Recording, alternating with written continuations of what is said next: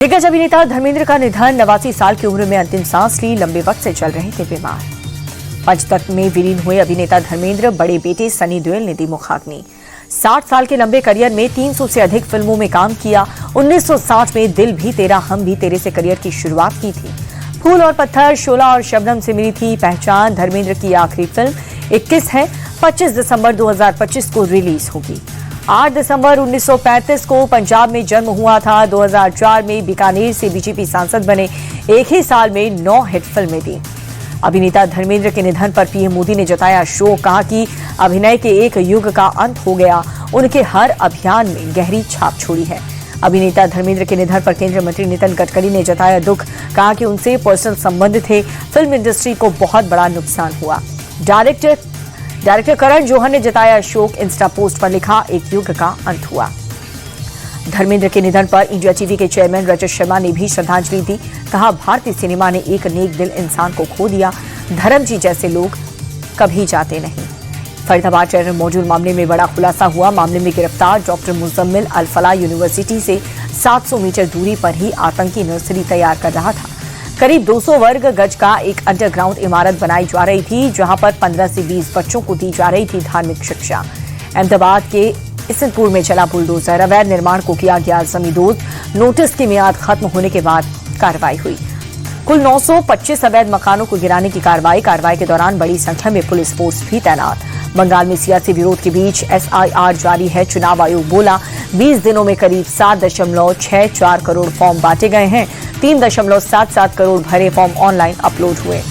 SIR में BLO की मौतों को लेकर के सियासत तेज हुई। राहुल गांधी का चुनाव आयोग पर हमला। कहा कि 3 हफ्तों में 16 BLO की जान गई है। राहुल गांधी बोले SIR कोई सुधार नहीं, थोपा गया है जुल्म। EC ने कागजों का जंगल खड़ा किया। राजस्थान के कांग्रेस नेता टीकाराम जूली का बयान SIR का नहीं बल्कि प्रक्रिया का विरोध कर रहे हैं। लोग दबाव में आत्महत्या कर रहे हैं। यूपी के प्रतापगढ़ में डीएम का बड़ा एक्शन। SIR में लापरवाही पाई जाने पर 2 BLO और 1 हेडमास्टर सस्पेंड। FIR दर्ज करवाने की धमकी दी। यूपी में घुसपैठियों को पकड़ने के लिए एक्शन शुरू हुआ। डोर टू डोर जाकर के अधिकारी कर रहे हैं जांच। बाहर से आकर के रहने वाली लोगों का वेरिफिकेशन।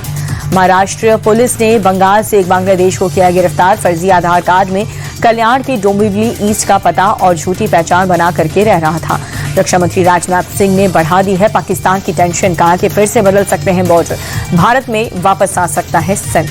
भारतीय नौसेना में युद्धपोत INS माहिर शामिल। 80% स्वदेशी तकनीक से हुआ तैयार। माइंस बिछाने और डिस्ट्रॉय करने की क्षमता। छोटी से छोटी वेब डिकोड करने में भी सक्षम है। INS माही में पनडुब्बी को तबाह करने की ताकत। शाह के एंटी नक्सल ऑपरेशन से घबराया लाल आतंक। महाराष्ट्र के CM को लेटर लिख करके सामूहिक सरेंडर की इच्छा जताई।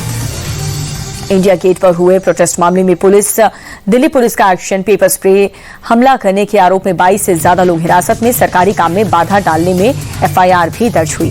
पुलिस के मुताबिक झड़प के दौरान प्रदर्शनकारियों ने पुलिस वालों की आंखों में मिर्च स्प्रे किया। माओवादी कमांडर माडवी हिडमा के लगाए गए पोस्टर। राजधानी दिल्ली में प्रदूषण का कहर जारी है। गाजीपुर इलाके में AQI 440 के पार। जहरीली धुंध से हालत गंभीर। दिल्ली के RTO इलाके में AQI 400 के पार। प्रदूषण कंट्रोल करने के लिए पानी का छिड़काव किया जा रहा है। मयूर बिहार में भी छाई जहरीली धुंध की चादर। AQI 440 के पार पहुंचा। विजिबिलिटी भी काफी कम हुई। कर्तव्य पथ इलाके में भी छाई जहरीली स्मॉग की परत। AQI 340 के पार। दिल्ली में बड़े ड्रग रैकेट का खुलासा हुआ। 262 करोड़ की ड्रग्स के साथ 2 आरोपी गिरफ्तार। नारकोटिक्स कंट्रोल ब्यूरो की बड़ी कार्रवाई। नोएडा में सेल्स मैनेजर का काम करता था इंटरनेशनल सिंडिकेट का मास्टरमाइंड। एनसीबी ने 25 साल के शाहीन वारिस को गिरफ्तार किया। देश के 53वें CGI बने जस्टिस सूर्यकांत राष्ट्रपति द्रौपदी मुर्मू ने शपथ दिलाई। IRCTC करप्शन केस में ट्रांसफर एप्लीकेशन पर RGT ने खटखटाया कोर्ट का दरवाजा। मामले में कल होगी सुनवाई। दक्षिण अफ्रीका दौरे के बाद पीएम मोदी दिल्ली लौटे। G20 समिट में शामिल होने के लिए जोहान्सबर्ग गए थे। 3 दिन चले G20 समिट में भारत के नाम बड़ी उपलब्धि। ऑस्ट्रेलिया के साथ टेक्नोलॉजी इनोवेशन पर करार हुआ। अफगानिस्तान के कॉमर्स मिनिस्टर्स की भारतीय डेलीगेशन के साथ बैठक हुई। डिफेंस, ट्रेड समेत कई मुद्दों पर सहमति बनी। अयोध्या में ध्वजारोहण महोत्सव का अनुष्ठान जारी है। मंदिर परिसर में भव्य सजावट की गई है। कल पीएम मोदी करेंगे ध्वजारोहण कार्यक्रम को लेकर के सुरक्षा पुख्ता इंतजाम। SPG, NSG, CRPF, IB और यूपी पुलिस तैनात है। अयोध्या में होने वाले ध्वजारोहण पर बोले डिप्टी CM केशव प्रसाद मौर्य, हर राम भक्त के लिए सबसे बड़ा दिन है। धर्म ध्वजा करोड़ों भक्तों का संघर्ष है।